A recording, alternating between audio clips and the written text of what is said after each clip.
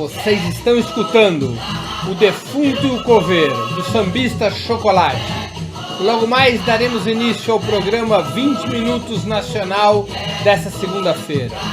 Como os liberais arruinaram a economia brasileira. Aguarde, ajude a formar nossa audiência.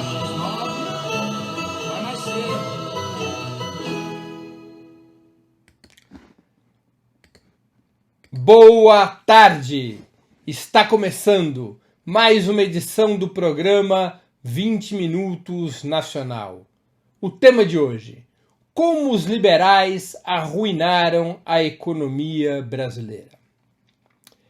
Esse é um tema de extrema importância para todos os brasileiros e para todas as brasileiras.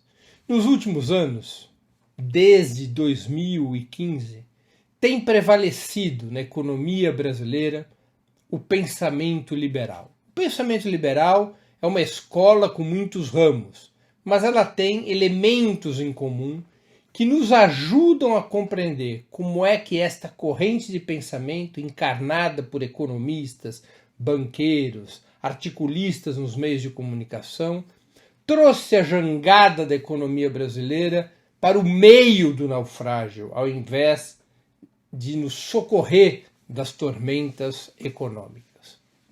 O pensamento liberal vinha dominando o cenário da economia brasileira desde os anos 90. As chamadas medidas neoliberais bebiam nessa fonte. Quais são os elementos principais do pensamento liberal? Eu vou aqui fazer um breve resumo para que nós possamos compreender o que aconteceu em seguida.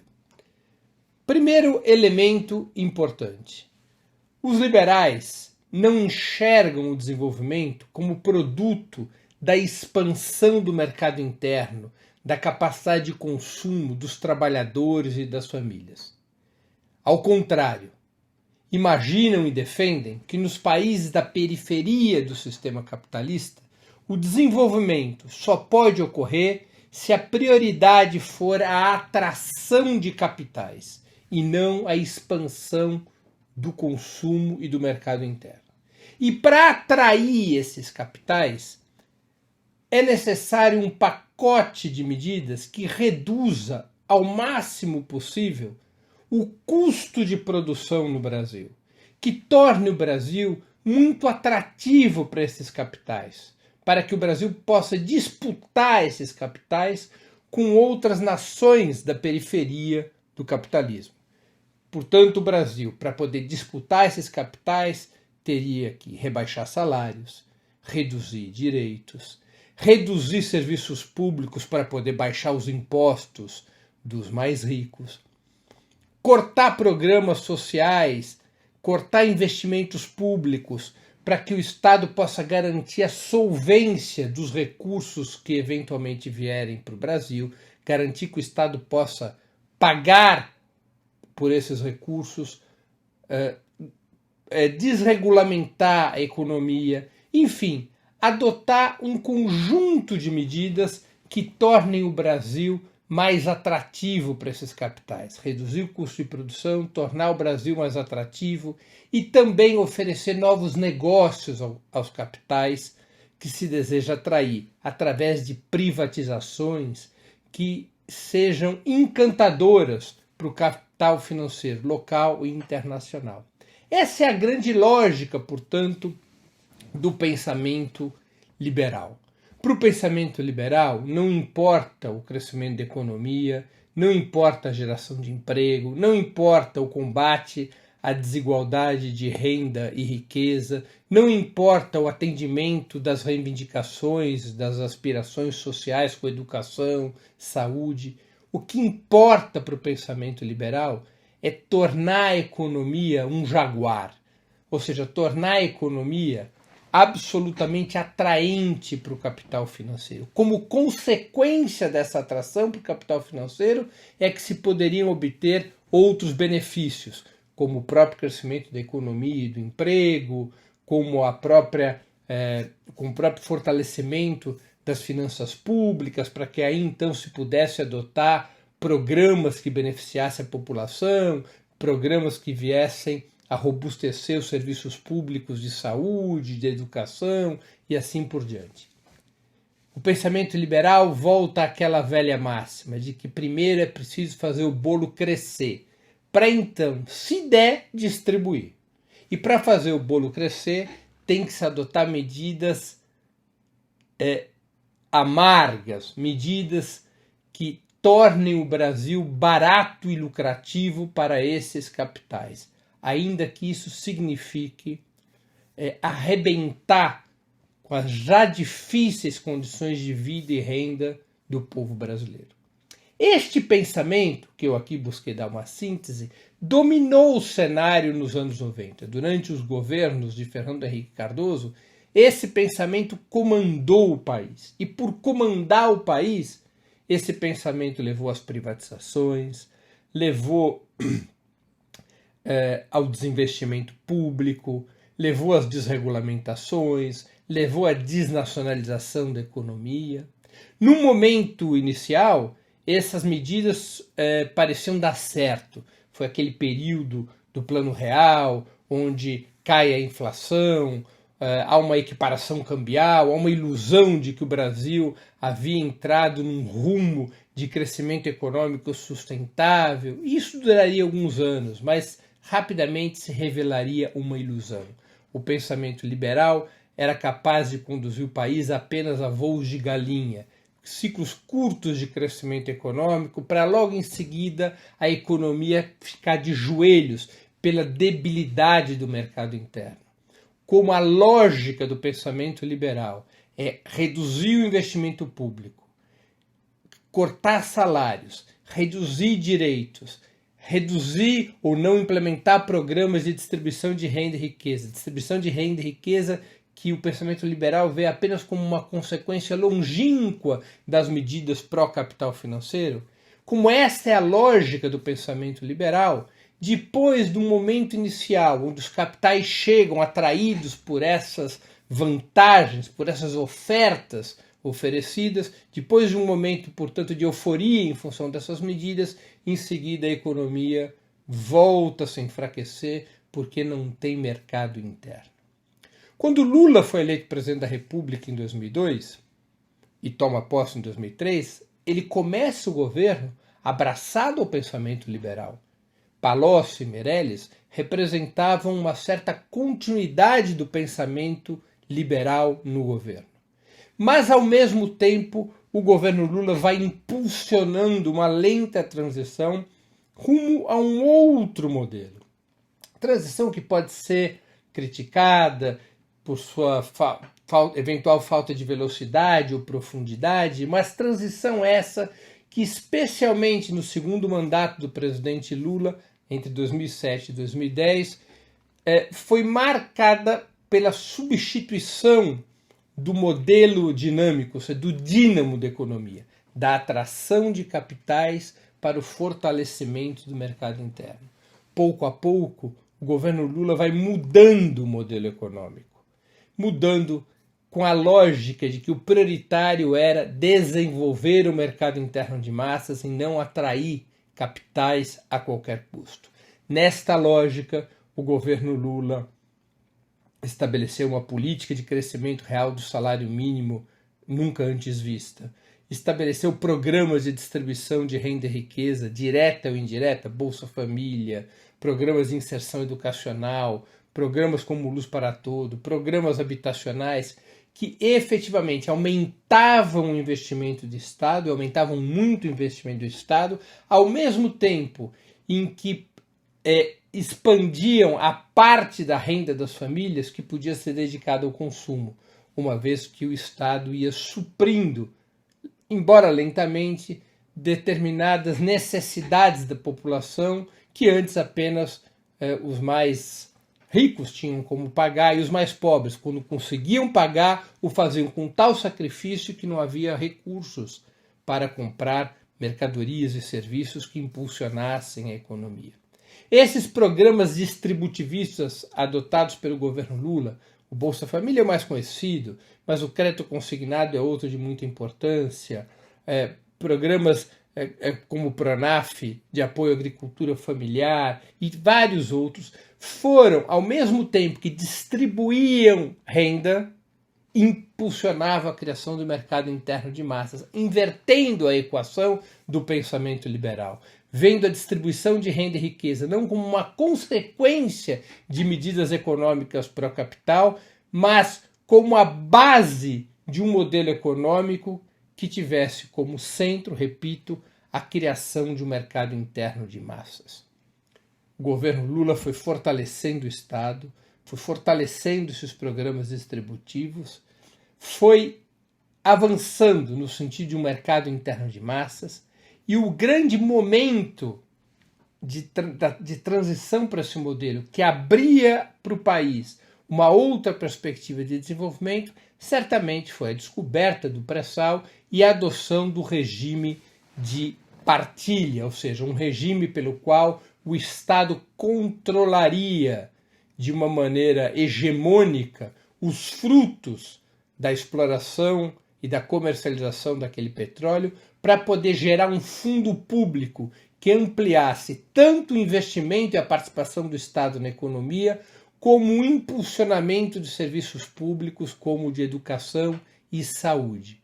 O investimentos em saúde e educação, além de melhorar a qualidade de vida do povo e aumentar a capacidade do povo brasileiro em ter ferramentas para empregos melhores, os investimentos em educação e saúde também permitem reduzir os custos das famílias, que deixam de gastar com esses serviços e sobra dinheiro para poder gastar em aquisição de outras mercadorias e serviços.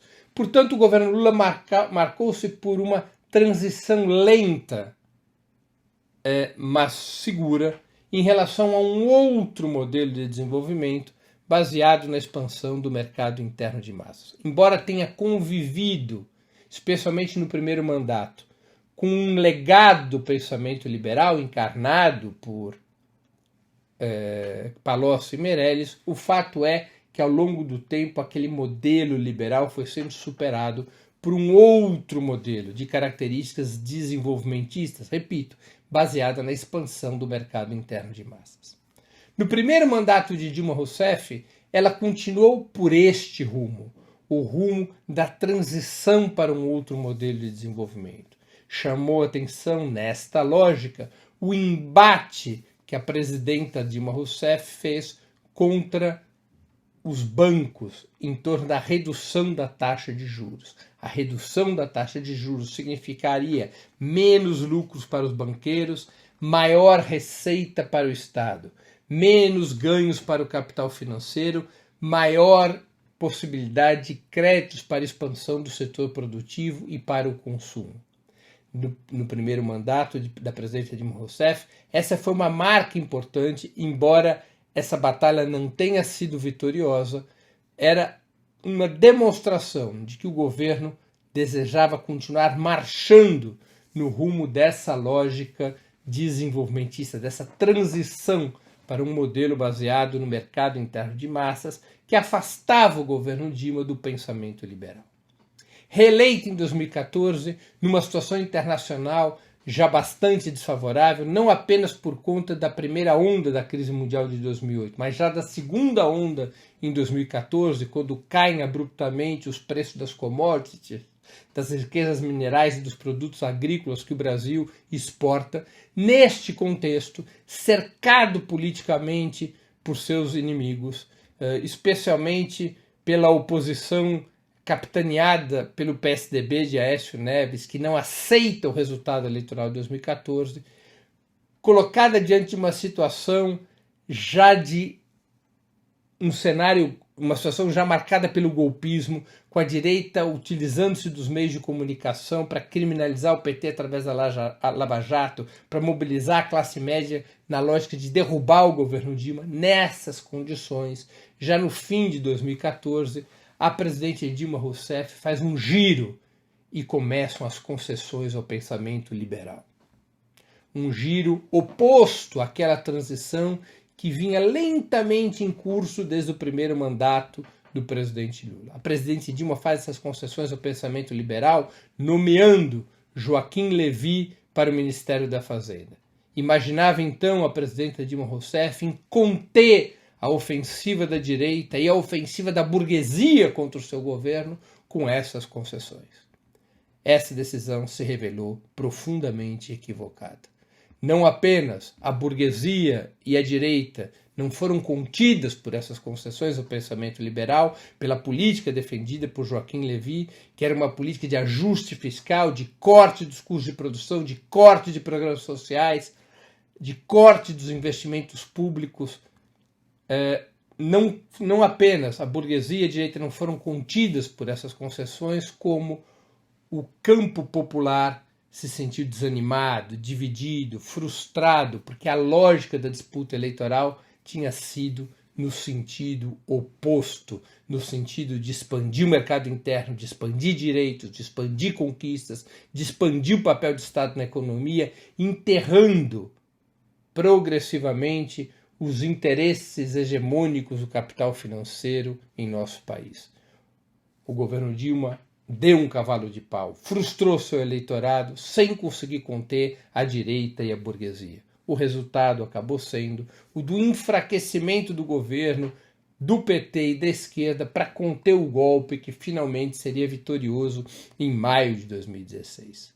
Desde Joaquim Levy até hoje, Joaquim Levy, Henrique Meirelles, Paulo Guedes, nós tivemos no Brasil, estamos tendo no Brasil, 5 anos de domínio do pensamento liberal. E esse pensamento liberal não trouxe outra coisa que não ruínas para o país. O Brasil teve 3 anos de recessão profunda, 2015, 2016, 2017. O crescimento em 2018 foi pífio, assim como será pífio, não superior a 1 a 1,5% de crescimento do PIB, a dinâmica da economia em 2019. O pensamento liberal, ele oferece grandes negócios para o capital financeiro. Grandes negócios e segurança. Quais são os grandes negócios? As privatizações são um grande negócio. A reforma trabalhista, permitindo a contratação precarizada de trabalhadores e, portanto, reduzindo custos salariais, é outro grande negócio. A redução dos salários com o fim da política de valorização do salário mínimo é outro grande negócio. Além de oferecer grandes negócios com privatizações, desregulamentações, cortes de salários, oferece também segurança ao capital financeiro. Oferece segurança ao capital financeiro reduzindo o investimento público, reduzindo os programas sociais e demonstrando que o Estado está adotando medidas para conter a expansão orçamentária e garantir o pagamento dos títulos da dívida interna e, além do pagamento dos títulos da dívida interna, garantindo que o Estado terá condições de solvência cambial plena para trocar, no momento em que o capital que aqui se investe resolver remeter lucros. O Estado terá condições plenas de honrar o câmbio desses lucros, ou seja, a reconversão de reais em dólares ou em euros dos capitais aqui investidos. Nessa lógica de oferecer segurança ao capital financeiro, estão medidas adotadas por Temer e que agora são defendidas pelo governo Bolsonaro. Por exemplo, a reforma da Previdência é uma delas. A outra, a emenda constitucional 95, que estabeleceu um limite para a expansão dos gastos sociais, determinando que os gastos como aqueles realizados com saúde, educação e outros setores só podem crescer pela inflação do ano anterior, não podem ter crescimento real, de tal maneira que apenas os juros, aquilo que o Estado paga pelo serviço da dívida, é que pode crescer. Não se pode mais expandir os programas sociais para além da inflação, deixando livre o capital financeiro e contidos, constrangidos a expansão de recursos para os serviços públicos e para os programas sociais que tanto interessam ao povo brasileiro. O pensamento liberal não faz outra coisa que não reduzir custos de produção para tornar o país atrativo aos capitais estrangeiros e internos, aos capitais rentistas, aos capitais financeiros. O governo Temer adotou uma política continuada por Bolsonaro de entrega do pré-sal, de leilão para as empresas privadas das riquezas do pré-sal, tirando a Petrobras do papel dirigente que ela deveria ter na lógica do regime de partilha adotado pelo então presidente Luiz Inácio Lula da Silva.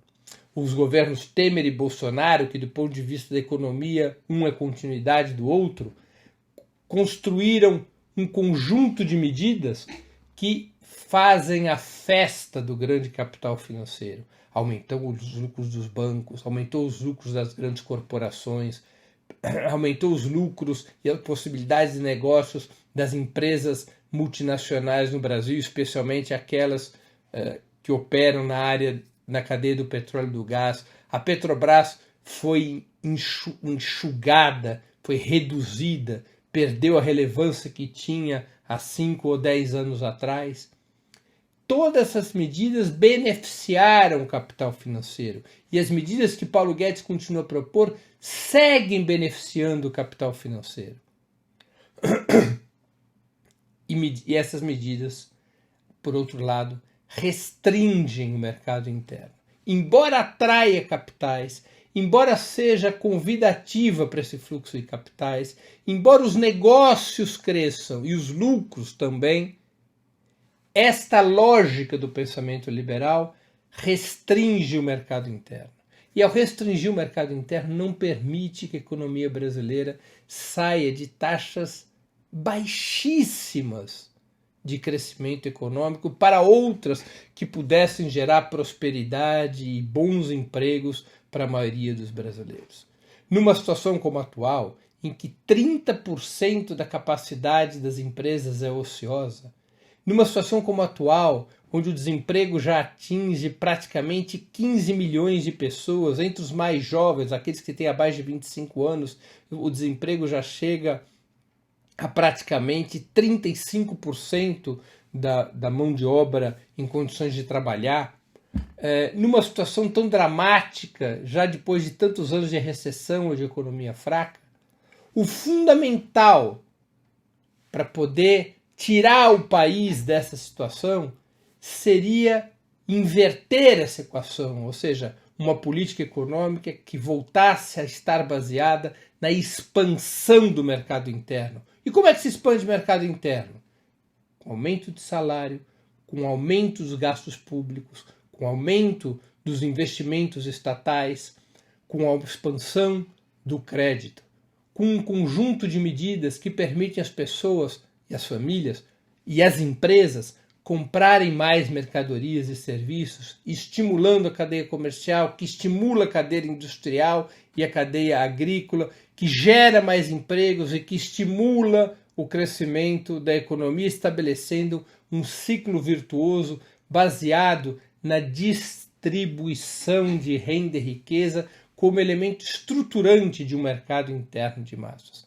O pensamento liberal faz exatamente o oposto. O pensamento liberal quer liberar os ricos de mais impostos, quer garantir que os recursos do orçamento fiquem com os mais ricos, querem cortar, como já estão cortando, os programas sociais, querem, enfim, facilitar a vida dos grandes grupos econômicos, imaginando que, ao se facilitar a vida dos grandes grupos econômicos, isso permita um ciclo de desenvolvimento. Os fatos estão mostrando que essas ideias do pensamento liberal são um grande fracasso.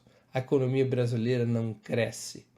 E quanto mais tempo continuar essa política liberal que encarna o governo Bolsonaro, mas também o pensamento da direita tradicional, da direita que deu o golpe contra a presidente Dilma e que manteve o governo usurpador de Michel Temer, esse pensamento liberal que unifica a burguesia brasileira, que unifica a direita e a extrema-direita, esse pensamento liberal é um câncer para o país.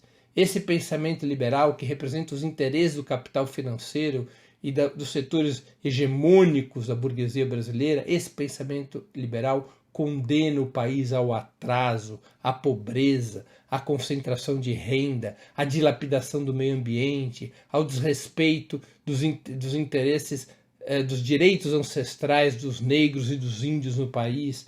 Esse pensamento liberal é uma faca no peito do povo brasileiro, como provam não argumentos, mas os números, o crescimento pífio da economia, o retorno de milhões à miséria e à pobreza com uma rapidez inédita, o retorno dos pedintes nas ruas, o retorno de uma situação de desespero no povo brasileiro, a queda drástica do consumo interno. O pensamento liberal é uma chaga, uma doença que tem que ser extirpada. Tem que ser extirpada exatamente porque ele serve ao capital financeiro e não serve ao desenvolvimento do país. Exatamente porque o pensamento liberal entrega o país, liquida a soberania nacional, entrega nossas riquezas aos grandes estados capitalistas, ao invés de transformar essas riquezas nacionais num impulso para que o Estado possa expandir seus programas, expandir seus investimentos, gerando mais riqueza e maior distribuição de renda e riqueza. A história prova que o pensamento liberal é um grande fracasso. Só interessa aos grandes ricos, só interessa às grandes corporações, só interessa a 1% do topo da pirâmide e leva ao desespero e a crise o povo brasileiro, leva à pobreza e à miséria, leva à concentração de renda e riqueza. Encerro por aqui minha exposição de hoje. Antes de terminarmos o programa, 2 recados importantes. O primeiro deles, sugiro a vocês que façam uma inscrição no canal do Opera Mundi no YouTube. Essa plataforma é muito mais amigável para assistir vídeos, para fazer comentários e também para contribuir financeiramente com o Opera Mundi através do Super Chat. Segunda mensagem. Peço a vocês, encarecidamente, que façam uma assinatura solidária de Opera Mundi. A assinatura solidária é um pequeno valor mensal que nossos espectadores e leitores pagam para que nós possamos sustentar e desenvolver um jornalismo independente de qualidade, para que nós possamos travar a batalha cotidiana de ideias e informações contra a imprensa de direita. Vocês poderão obter informações sobre a assinatura solidária e realizá-la, porque é muito simples e rápido fazê-lo, no endereço www.operamundi.com.br/apoio. Eu vou repetir, www.operamundi.com.br/apoio. Queria agradecer a audiência de todos os que nos acompanharam nessa segunda-feira. Quem gostou desse programa, por favor, o compartilhe, ajude a difundi-lo. E nós voltaremos a nos ver na próxima quarta-feira com o programa 20 Minutos Internacional. Até lá e um grande abraço.